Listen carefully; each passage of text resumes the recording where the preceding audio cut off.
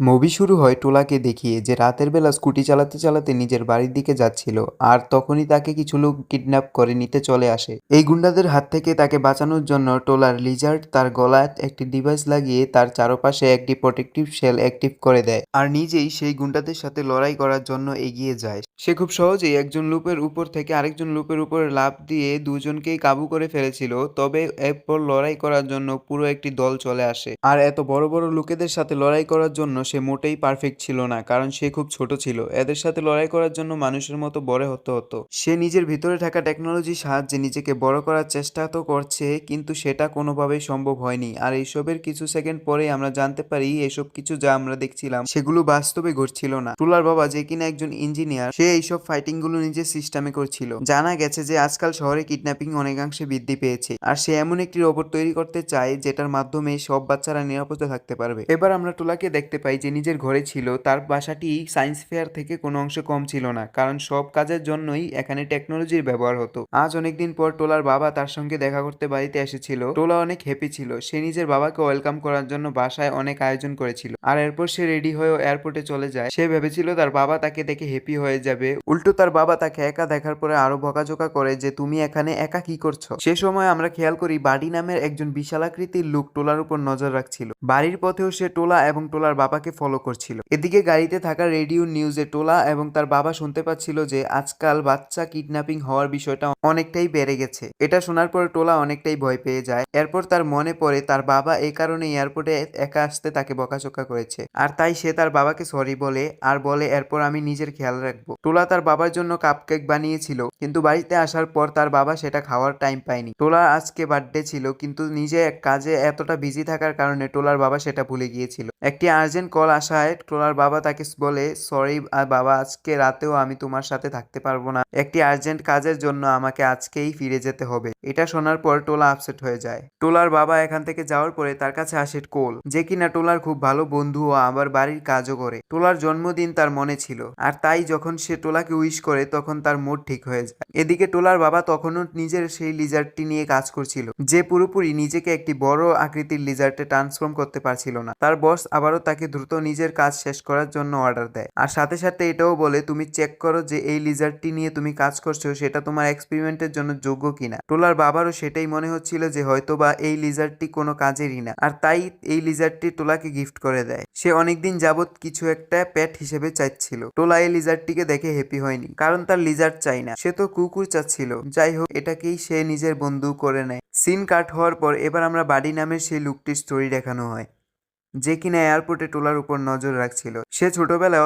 থেকেই অত্যন্ত দরিদ্র ছিল, তার কাছে খাবার কেনার মতো টাকা ছিল না। আর এই বিষয়টি তার মোটেও পছন্দ ছিল না যে তারা এতটা গরিব, কিন্তু কিছু লোক এত ধনী হওয়ার পরেও তাদের সাহায্য করতো না। ধনীদের প্রতি এই ঘৃণা নিয়েই সে বড় হয়ে যায়। সে সমস্ত ধনী লোকেদের উপর প্রতিশোধ নিতে চাইতো আর তাই তো সে ধনী বাচ্চাদেরকে কিডন্যাপিং এর কাজ শুরু করে আর বাচ্চাদের মুক্তিপণ হিসাবে সে তার বাবাদের কাছ থেকে মোটা অঙ্কের টাকা হাতিয়ে নিত। তারা এবার টোলাকে কিডন্যাপ করার প্ল্যান করে, কারণ তারা জানতো টোলার বাবা একটা বড় ইঞ্জিনিয়ারিং কোম্পানিতে কর্মরত রয়েছে আর সে টোলার বদলে তাকে অনেক টাকা দিতে পারবে। এদিকে বাড়িতে টোলা নিজের ফ্রেন্ড কোলকে তার সাথে ডিনার করার জন্য ইনভাইট করে নেয়। এমন সময় টোলার বাবা বাড়িতে ফিরে আসে আর কোলকে নিজের মেয়ের সাথে টেবিলে বসে ডিনার করতে দেখে তার সাথে খুব রাগারাগি করে। সে তাকে অপমান করে সেখান থেকে বের করে দেয়।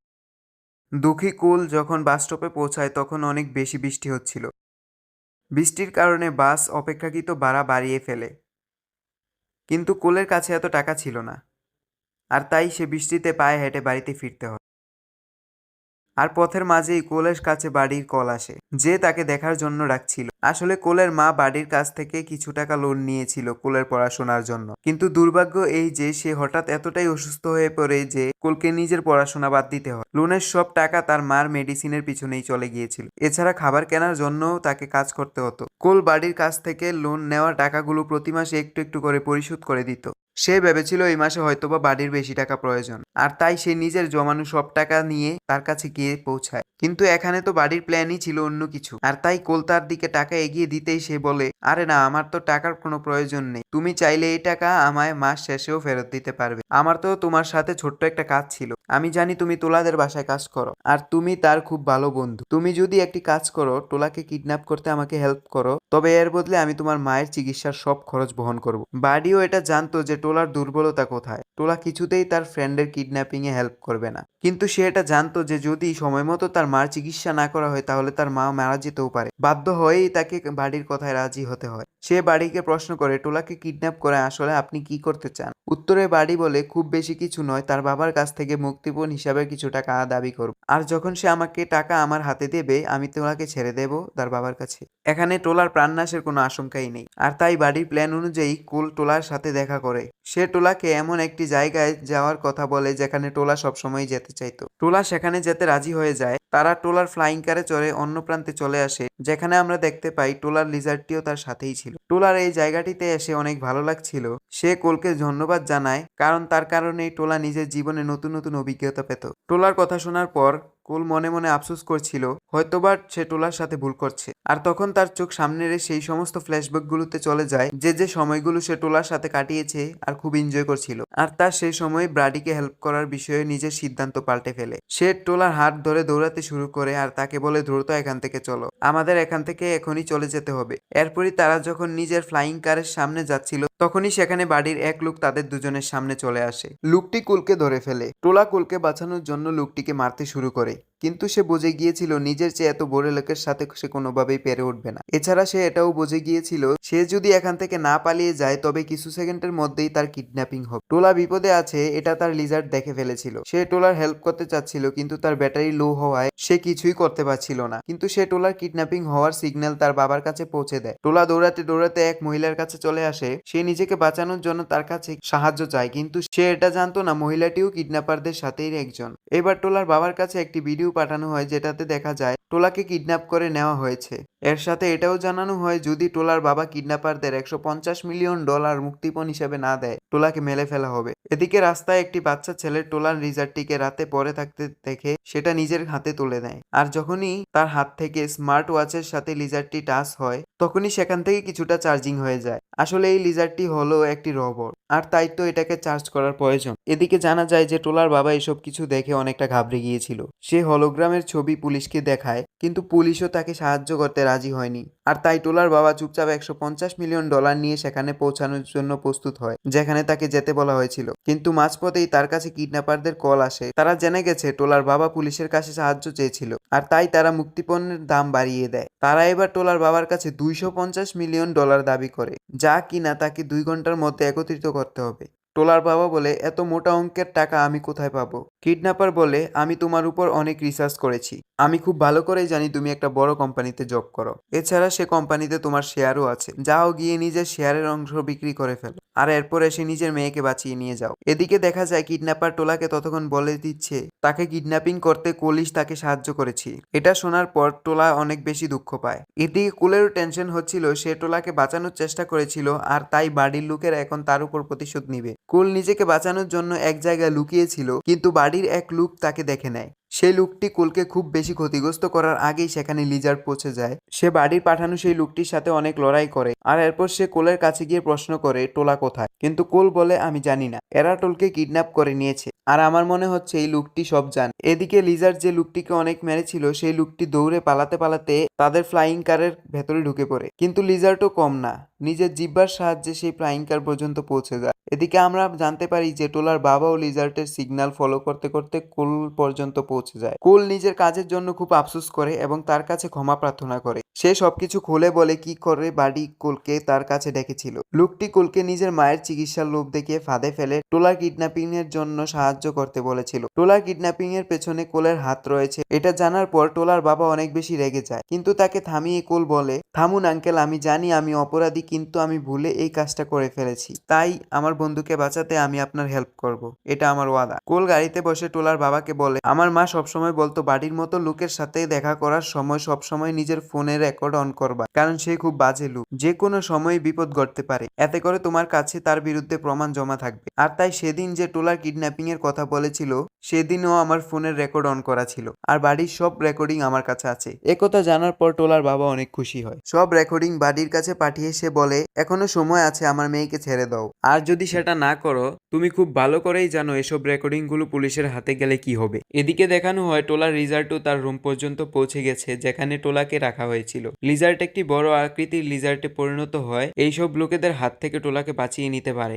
কিন্তু সেটা শুধুমাত্র তখনই সম্ভব যখন তার চার্জ ফুল থাকবে। কিন্তু এখন তার চার্জিং শুধুমাত্র 4%। এর সাহায্যে সে শুধু টোলার সাথে কিছুক্ষণ কথাই বলতে পারবে। এদিকে টোলার বাবা, যে কিনা এতক্ষণ বাড়িকে ব্ল্যাকমেল করছিল, সে নিজেই কিডন্যাপিং হয়ে যায়। আসলে সে পুলিশকে সব সত্য জানিয়ে দেওয়ার আগেই বাড়ি অত্যন্ত বিচক্ষণতার সাথে নিজের লোকদের পাঠিয়ে টোলার বাবা এবং কোল দুজনকেই কিডন্যাপ করিয়ে নেয়। কোল যখন টোলার সামনে চলে আসে তখন টোলা তার উপর অনেক রেগেছিল। কোল তাকে বোঝানোর চেষ্টা করে, আমি যা কিছু করেছি বাধ্য হয়েই করেছি। আমার মা অসুস্থ ছিল, তার চিকিৎসার জন্য আমার কাছে কোনো টাকা ছিল না, আর কোনো রাস্তাও ছিল না। টোলা বলে, তোমার মায়ের চিকিৎসার জন্য তুমি অন্য কোনো পথ অবলম্বন করতে পারতে, তুমি আমার জীবন কেন বিপদের মুখে ঠেলে দিলে? কোল বলে, তুমি অনেক ধনী, তুমি আমাদের মতো দরিদ্রের কষ্ট বুঝবে না। একটি মুহূর্ত বেঁচে থাকার জন্য আমাদেরকে অনেক লড়াই করতে হয়। এদিকে টোলার বাবাকে কিডন্যাপাররা বেঁধে রেখেছিল। টোলার বাবা তাদেরকে $150 মিলিয়ন দিয়েছিল। সে বলে, তোমরা যা চেয়েছিলে তা তো তোমরা পেয়ে গেছো না, এবার আমাদেরকে ছেড়ে দাও। কিন্তু বাড়ি তো অন্য কিছুই চাচ্ছিল।